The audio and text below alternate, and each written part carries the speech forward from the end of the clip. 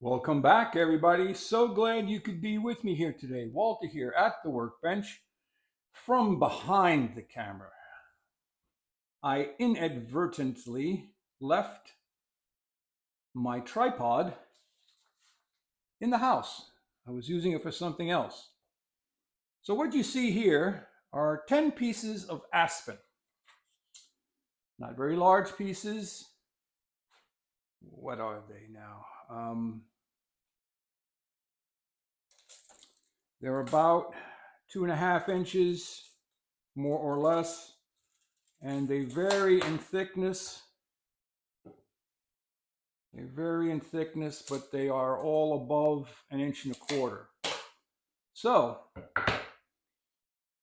these were set aside years ago, and I'm talking years ago, to be made into the James Krenov trestle, or they call it, in this article, they call it sawhorses.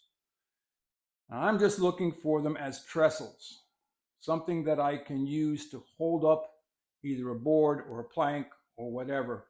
Use them as a temporary off-feed table for the table saw, etc.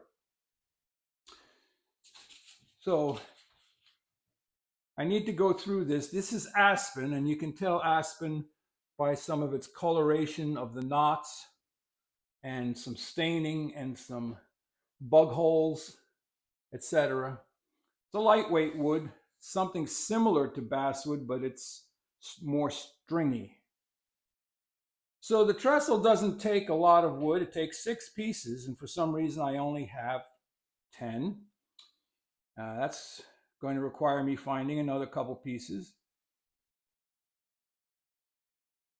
The lower portion, the foot, can use something slightly thicker. Then the uprights can be slightly thinner than the foot.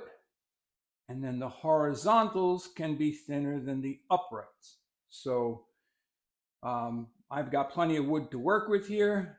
I'll probably enlist the help of my pigtailed power planer to just dimension them quickly, and then find 2 more pieces of wood. I wonder where I would find wood, right? But something of similar color. I don't know. I don't know what I have, but I might reserve the top rail. I might find something a little more durable for the top rail.